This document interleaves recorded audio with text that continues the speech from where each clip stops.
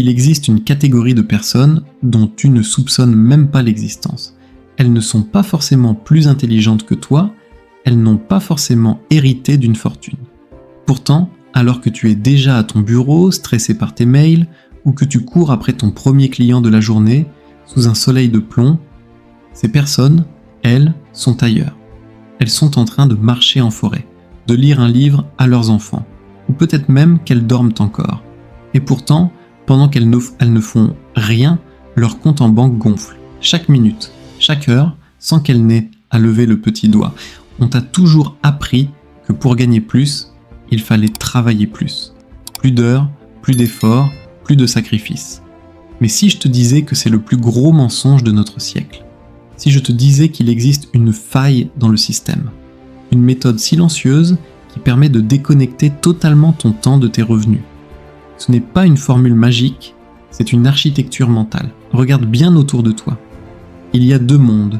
Le monde de ceux qui louent leur corps et leur temps au plus offrant, et le monde de ceux qui possèdent des machines invisibles qui impriment de la valeur 24 heures, comme 4 heures sur 24. Dans cette vidéo, je ne vais pas te montrer comment trouver un meilleur job. Je vais te montrer comment sortir du jeu. Je vais te révéler les 5 piliers des revenus passifs réalistes, ce que les banquiers et les gourous ne t'expliquent jamais clairement, surtout si tu pars de zéro. On va parler de la transformation silencieuse de mentalité riche. Si tu as l'impression de courir dans une roue de hamster qui tourne de plus en plus vite sans jamais avancer, ce qui va suivre risque de changer ta perception de la réalité à tout jamais. Pourquoi est-ce que personne ne t'a appris ça à l'école ? La réponse est simple, mais elle est dérangeante. Le système n'a pas besoin que tu sois libre. Il a besoin que tu sois productif. Un homme libre n'accepte pas de passer 40 ans de sa vie à enrichir quelqu'un d'autre pour une retraite incertaine. Le revenu passif, c'est le code source de la liberté. Mais attention, coupons court au fantasme. Quand tu entends revenu passif, tu imagines peut-être une île déserte et un ordinateur portable. Oublie ça. La réalité est beaucoup plus brute et beaucoup plus noble. Le revenu passif, c'est de la discipline solidifiée. Imagine un barrage hydroélectrique. Au début, il n'y a rien. Juste une rivière qui coule, mais pour construire le barrage, il faut des années de travail acharné, des tonnes de béton, des ingénieurs, de la sueur et énormément d'argent. Pendant toute la construction, le barrage ne produit pas un seul kilowatt. Il ne rapporte rien. Il ne fait qu'en coûter. Mais le jour où les vannes s'ouvrent, la force de l'eau, qui coulait de toute façon, est transformée en énergie. Et cette énergie est produite jour et nuit sans que personne n'ait besoin de pousser l'eau avec ses mains. Ta mission, à partir d'aujourd'hui, c'est d'arrêter de porter des seaux d'eau pour aller les vendre au marché. Ta mission, c'est de construire ton barrage. Que tu sois à Abidjan, à Douala, à Paris ou à Bruxelles, le principe est universel. Si tu échanges ton temps contre de l'argent, tu as un plafond. Ton temps est fini. Il n'y a que 24 heures chaque heure dans une journée. Même si tu es payé 100 € ou 50 000 francs CFA de l'heure, tu finiras par buter contre le mur de la fatigue. Le riche, lui, ne cherche pas à augmenter son taux horaire. Il cherche à supprimer l'heure de l'équation. Il se demande « Comment puis-je créer une valeur qui continue d'exister quand je ne suis plus là ?» C'est là que le bas blesse. Pour la plupart des gens, cette idée est terrifiante. Pourquoi ? Parce qu'elle demande de la responsabilité personnelle. Elle demande de passer du statut de victime du système à celui de créateur de système. En Afrique, on voit souvent cette débrouillardise incroyable. Des gens qui cumulent 3 petits jobs, qui vendent, qui achètent, qui se battent. C'est admirable, mais c'est épuisant. Si tu ne transformes pas cette énergie en un actif, quelque chose que tu possèdes et qui travaille pour toi, tu seras encore en train de te battre à 70 ans. Et en Occident, le piège est plus subtil. C'est le confort du salaire. On te donne juste assez pour que tu n'aies pas envie de partir, mais pas assez pour que tu puisses arrêter de travailler. C'est une cage dorée. Le revenu passif, c'est la clé de la cage. Mais pour utiliser cette clé, tu dois d'abord changer ta définition de l'argent. L'argent n'est pas un outil de consommation. Ce n'est pas ce qui te permet d'acheter la dernière voiture ou le dernier iPhone pour briller en société. L'argent, c'est de la semence. Chaque pièce que tu dépenses pour un plaisir éphémère, c'est une graine que tu brûles. Une graine qui aurait pu devenir un arbre, puis une forêt. Dans cette vidéo, on va voir comment ne plus brûler tes graines. On va voir comment les planter, même si tu n'as qu'une seule graine en main aujourd'hui. On va voir comment bâtir cette structure, étape par étape, sans jargon compliqué, avec la brutalité et la clarté nécessaires. Parce que le temps passe. Et pendant que tu regardes cette vidéo, les secondes s'envolent. Tu ne les récupéreras jamais. La question n'est pas de savoir si tu veux être riche, la question est de savoir combien de temps encore tu acceptes d'être l'esclave de ton prochain réveil. Regarde-moi bien dans les yeux, si quelqu'un te promet un revenu passif sans effort, sans temps ou sans capital au départ, c'est qu'il est en train de te voler. Soit ton argent, soit ton temps, soit ton espoir. Le revenu passif n'est pas le fruit du hasard. C'est de la sueur accumulée qui finit par se cristalliser.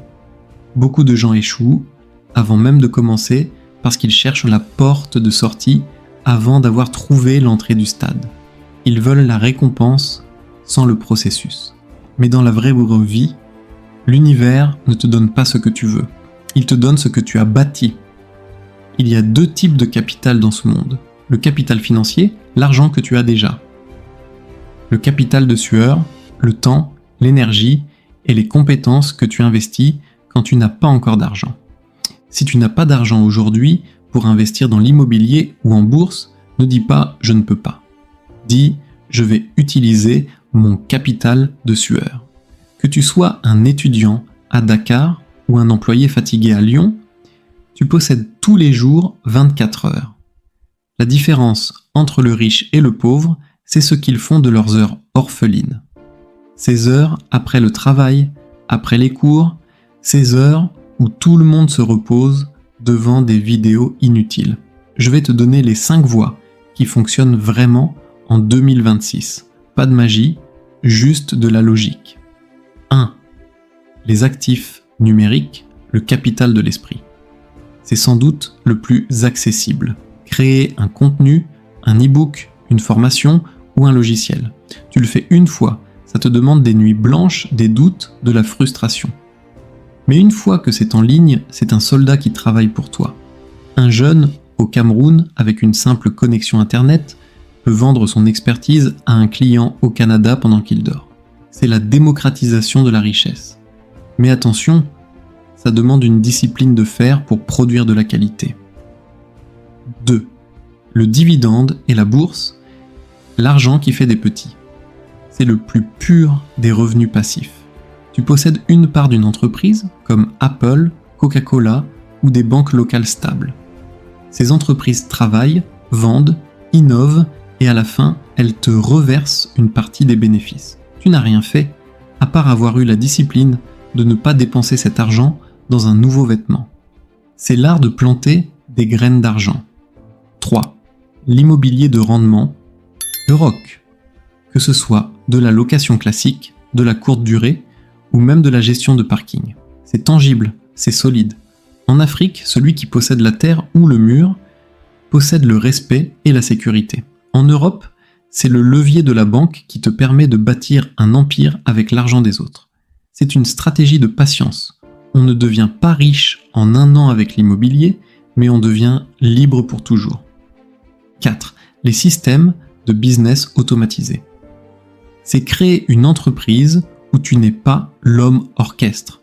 Si ton business s'arrête quand tu es malade, tu n'as pas un business, tu as un job stressant.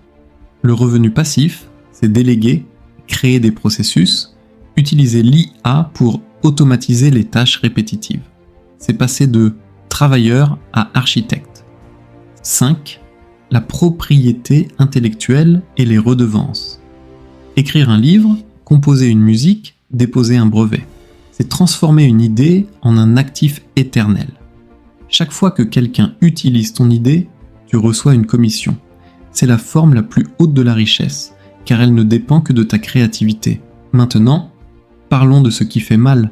Pourquoi, malgré ces solutions, 99% des gens n'y arriveront jamais, parce qu'ils ont peur du silence. La construction d'un revenu passif est un chemin solitaire et silencieux. Pendant que tu construis ton système, tes amis sortent, tes cousins s'achètent des voitures à crédit, tes collègues partent en vacances. Toi, tu es là à économiser chaque centime, à apprendre de nouvelles compétences à 23 heures. Le monde va te traiter de fou. On va te dire « profite de la vie, on ne sait pas de quoi demain est fait, il fait ». C'est le cri de guerre des médiocres qui veulent t'entraîner dans leur chute. Le stoïcisme financier, c'est la capacité à dire non au plaisir immédiat pour dire oui à la liberté future. C'est accepter de vivre comme un pauvre pendant quelques années pour vivre comme un roi le reste de ta vie. C'est comprendre que la vraie richesse ne se montre pas, elle se possède. Si tu n'es pas capable de gérer 100 € ou 50 000 francs CFA, tu ne seras jamais capable de gérer 1 million. La discipline commence dans les petites choses. Est-ce que tu peux te passer de ce soda, de cet abonnement inutile, de ce vêtement de marque qui ne sert qu'à masquer ton insécurité? Chaque dépense inutile est un sabotage de ton futur, toi. Écoute-moi bien, car ce que je vais te dire va t'épargner des années de frustration et peut-être des millions en pertes. Le plus grand danger sur le chemin de l'indépendance financière, ce n'est pas le manque d'opportunités. C'est ton propre cerveau. Le cerveau humain est programmé pour la survie immédiate, pas pour la stratégie à long terme. Il veut du sucre, du confort et de l'argent maintenant. C'est pour ça que l'industrie de l'arnaque se porte si bien. Si on te propose un investissement où tu doubles ta mise en 1 mois sans rien faire, fuis. Si on te parle d'une plateforme miracle où il suffit d'inviter 2 amis pour toucher des commissions à vie sans produit réel, fuis. En Afrique, on voit trop de familles ruinées par des tontines numériques ou des placements douteux. En Europe, on voit des jeunes s'endetter pour des formations de trading à haut risque vendues par des gens qui n'ont jamais ouvert un graphique boursier sérieux. Le revenu passif, c'est de l'ennui. Oui, tu as bien entendu. La vraie construction de richesse est d'un ennui mortel. C'est mettre de l'argent de côté chaque mois. C'est peaufiner un site web pendant des nuits. C'est attendre que les intérêts composés fassent dans le dos leur travail. Si ton investissement est excitant comme un casino, c'est que tu n'es pas en train d'investir, tu es en train de jouer. Et au casino, c'est toujours la maison qui gagne à la fin. Comment fait-on concrètement quand on a un loyer à payer et une famille à nourrir? La plupart des gens font l'erreur de vouloir tout quitter sur un coup de tête. C'est une erreur fatale.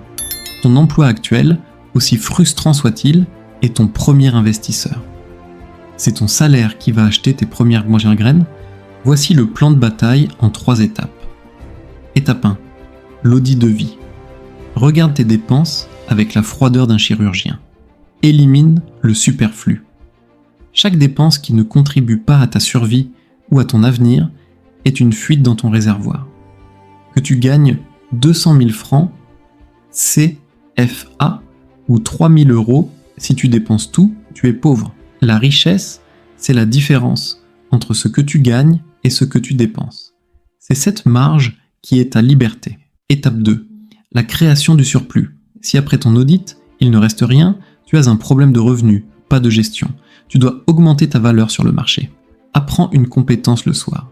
Montage vidéo, copywriting, gestion de publicité, IA, mécanique spécialisée, quelque chose que tu peux vendre en dehors de tes heures de bureau.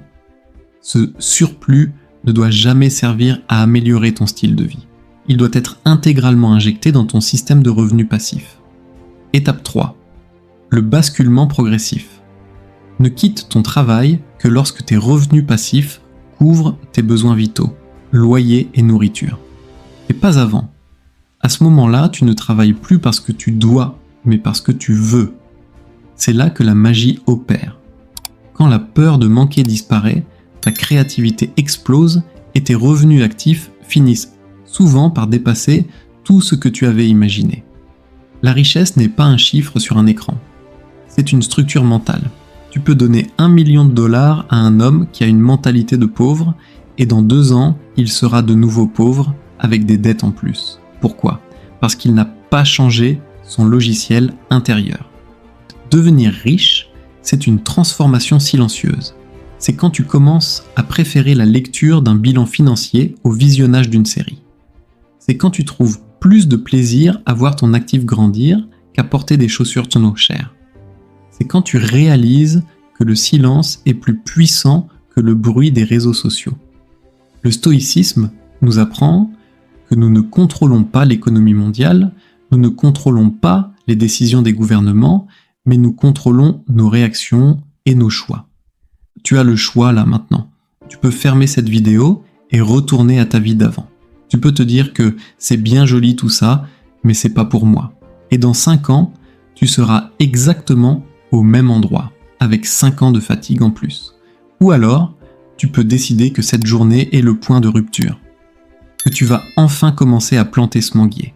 Même si la terre est dure, même si tu es fatigué, même si personne ne croit en toi. La liberté financière n'est pas un don du ciel. C'est un droit que tu t'octroies à toi-même par la force de ta discipline. Le voyage vers la liberté ne commence pas par un virement bancaire massif. Il commence par un changement de camp. Aujourd'hui, tu as 2 options. La première, c'est de rester un spectateur de ta propre vie, quelqu'un qui regarde les autres réussir en se disant que c'est une question de chance. La seconde, c'est de devenir l'architecte de ton avenir. Le revenu passif n'est pas une destination, c'est une philosophie de vie. C'est décider que ton temps est trop précieux pour être vendu pour des miettes. C'est bâtir, brique après brique, un empire silencieux qui te protégera, toi et ta famille, quoi qu'il arrive dans le monde extérieur. Ne cherche pas à tout faire en un jour. Plante une seule graine aujourd'hui, économise tes premiers 10 € ou tes premiers 5000 francs CFA. Lis ce livre que tu as laissé de côté. Lance ce projet qui te trotte dans la tête. N'oublie jamais, la seule différence entre l'homme que tu es et l'homme que tu veux devenir, c'est ce que tu fais entre 18h et 22h. Si tu veux aller plus loin et structurer ton esprit pour cette nouvelle vie, j'ai mis à ta disposition mon e-book sur comment avoir des revenus passifs avec l'aide de l'IA, le guide pratique pour débutants. C'est le socle sur lequel tu vas bâtir tout le reste. Tu trouveras le lien en bio. Va y jeter un œil, c'est ton premier investissement sur toi-même. Abonne-toi et active la cloche de notification pour ne pas manquer les prochaines étapes de ta transformation. La route est longue, mais elle en vaut la peine. On se retrouve de l'autre côté.